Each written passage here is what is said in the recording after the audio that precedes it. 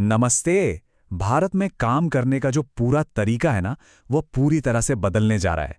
ये आज़ादी के बाद का सबसे बड़ा लेबर रिफॉर्म है जो अब हकीकत बन चुका है। 21 नवंबर 2025 से इसका असर हर किसी पर पड़ेगा, चाहे कोई फैक्ट्री में काम करता हो, ऑफिस में, या फिर एक गिग वर्कर के तौर पर। आइए समझते हैं कि ये बदलाव आखिर हैं क्या। अब सबसे मज़ेदार बात क्या है पता है? हो सकता है कि हाथ में आने वाली सैलरी थोड़ी कम हो जाए, लेकिन जो भविष्य के लिए बचत है वो कई गुना बढ़ जाएगी। सुनने में थोड़ा उल्टा लगता है ना? चलिए इस पहेली को सुलझाते हैं। अच्छा, इन सारे बदलावों के पीछे का आइडिया क्या है? बहुत सिंपल, सरलीकरण। जरा सोचिए, 29 अलग अलग और उलझे हुए कानूनों का जो जाल था उसे हटाकर अब सिर्फ 4 सीधी साधी संहिताएं बना दी गई हैं। इससे नियमों को समझना और लागू करना दोनों ही बहुत आसान हो जाएगा।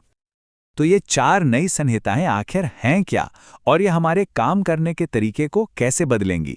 चलिए एक एक करके इन्हें समझते हैं, क्योंकि यही भारत के लेबर वर्ल्ड के नए रूल्स हैं। तो ये है वो 4 पिलर: वेतन, सामाजिक सुरक्षा, काम की शर्तें और औद्योगिक संबंध। अब ये सब सुनने में तो ठीक है, पर असल सवाल तो ये है कि किसी की नौकरी और जेब पर इसका क्या असर पड़ेगा, है ना? तो चलिए सबसे पहले इसी की बात करते हैं। तो अब आते हैं सीधे मुद्दे पर। पैसा, सैलरी, पीएफ, ग्रेच्युटी, इन सब में क्या बदलने वाला है, ये समझना सबसे जरूरी है। यही है वो नियम जो सब कुछ बदल देगा। अब से बेसिक सैलरी, किसी की टोटल सीटीसी मतलब कंपनी को एक एम्प्लॉय पर जो कुल खर्चा आता है उसका कम से कम 50% होना ही चाहिए। यह सैलरी को देखने का एक बिल्कुल नया नजरिया है। तो पहले क्या होता था, अक्सर कंपनियां बेसिक सैलरी को कम दिखाती थीं और भत्ते बढ़ा देती थीं। क्यों? ताकि उनका पीएफ का कंट्रीब्यूशन कम हो जाए। लेकिन अब ये रास्ता बंद।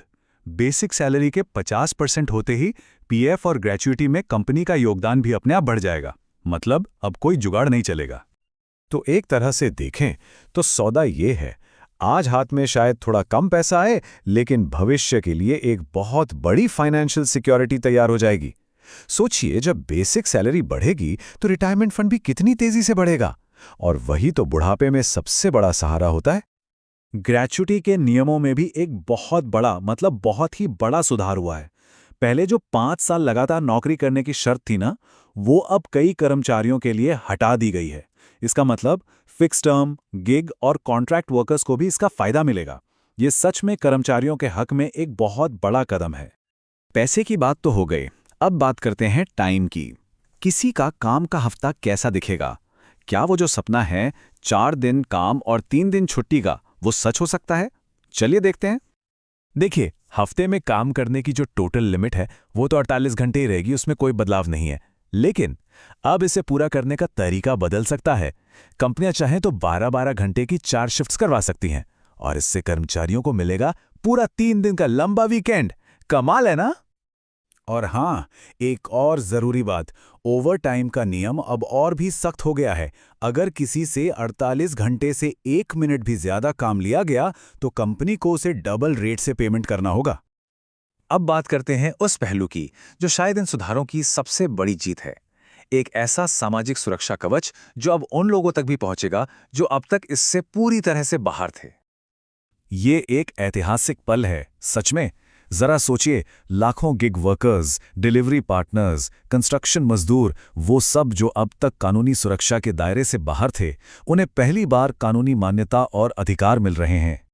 अच्छा, इस कानूनी मान्यता का असली मतलब क्या है? इसका मतलब है बीमा, हेल्थ बेनिफिट्स, मैटरनिटी सपोर्ट और यहां तक कि पेंशन भी। ये सिर्फ पैसे की सुरक्षा नहीं है, ये सम्मान और एक मानसिक शांति की गारंटी है जो इन कर्मचारियों और उनके परिवारों की जिंदगी बदल कर रख देगी। हर सिक्के के 2 पहलू होते हैं। ये सुधार जहां एक तरफ कई फायदे लेकर आए हैं, वहीं कुछ चिंताएं भी हैं।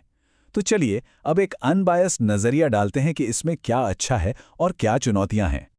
तो एक तरफ देखिए, 29 कानून अब सिर्फ 4 रह गए हैं, सब कुछ सिंपल हो गया, सोशल सिक्योरिटी का दायरा बढ़ गया, रिटायरमेंट की बचत बेहतर हो गई। लेकिन दूसरी तरफ हाथ में आने वाली मंथली सैलरी कम हो सकती है, और कुछ कंपनियों के लिए कर्मचारियों को निकालना पहले से थोड़ा आसान हो गया है। तो ये एक कॉम्प्लेक्स बैलेंस है। अब एक जो सबसे बड़ी चिंता है वो इस 300 के आंकड़े से जुड़ी है। पहले क्या था कि 100 से ज़्यादा कर्मचारियों वाली कंपनियों को अगर छटनी करनी है तो सरकार से इजाज़त लेनी पड़ती थी। अब ये लिमिट बढ़ाकर 300 कर दी गई है।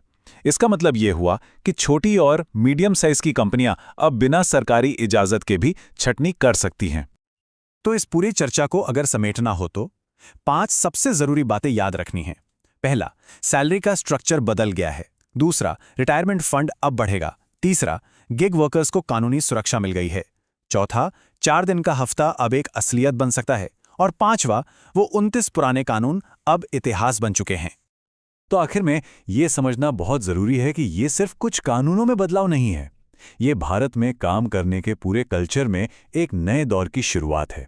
देखिए, दुनिया बदल रही है, काम का तरीका बदल रहा है और अब कानून भी उसी रफ्तार से कदम मिला रहा है। और अब हम आपको इस एक सवाल के साथ छोड़ जाते हैं। ये नए कानून किसी के करियर और उसके फाइनेंशियल भविष्य को कैसे एक नया आकार देंगे, इस पर सोचना तो बनता है।